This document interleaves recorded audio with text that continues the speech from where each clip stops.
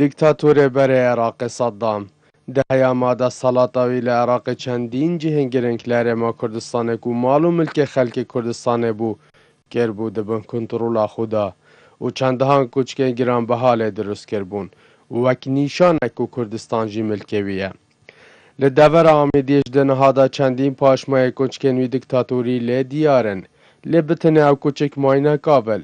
که هرج دست بکا روخانا رژیما بعث و صدام اف کوچکه جی هاتنه روخاندن جلای حولاتیان و او کربو کینیا خود روخاندنا کوچکن دیکتاتور عراق دا آرام کرن لی روخان اوان کوچکان نیشان ظلم و زورداری صدامی دهاته و شارتن لا راجبو پارستنا پاشماین جه کوچکن دیکتاتوری حوالاتی دخازن که او پاشما بهنا پارستن جلای حکومت دا که ولاتین بیانی او ظلم و زورداری بعثیان و صدامی بسر گله کردینای باشتر لی آشنا ببن. در باره ایوان آثار اوان قصر و قصریت صدام حسین دیکتاتور وقت خود الدورا ما چکرین دورا آمدیه الدورا بهدینا برای من وقت اول دبلا خراب نکبانا همی بلا ما بانا و کل بانا وقت آثار بس اوت مایجی اگر بهنا پاراستن و پیلن بو آثار و شینوار توی یتیابن دا بزانن کانه اوی دیکتاتوری چند ظلم و تعدال الملت کرد روشن بیرن دور آمیدیش دیارت کن پی تی وی بو حکومت آرما کردستان و جهب باشی پاراست بان وک موزه خانک لی هات با و سرجم ظلم و زورداری بعثیان تیدا هات بانا دیار کرن.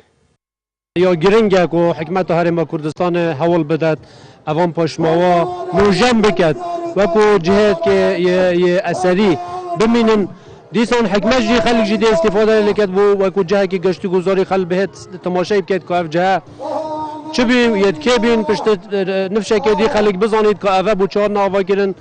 کنگی ها ناوا کرن پارت که ها ناوا کرن یعنی ببیت جهه که گشتی گذاری اف جهن هنه مفروضه پزرامن بینها هادبانا پاراستن خاصا دور آمیدیه دور گشتیاریه اینش که آشا و گاره رنگ هزارا خلق قصد کردستان کر با دیتنا و فساد و ظلموی وقتی خلوی ملتی آتیه کرن لهر ما کردستان چندین جهن دیکتاتور عراق نها وک موزه خانهاتینا پارستن کو تیدا سرجم ظلم و زورداری بعثیان و صدام دیکتاتور تیدا دیار دبن کو تا چرا دا ظلم و زورداری لگله بگنه کریه لی سرجم کوچک صدامی لسنور قضا آمیدیه جبر پشت گو هاوتنا حکومت دستن حوالاتیا دا هاتی نویران کرن و دگل ویران که نوان کوچکان او ستما صدامی لگله کرد کری دهنه برزه کرن. اسام عبدالرحمن کانال بادینان ساد دورا آمیدیه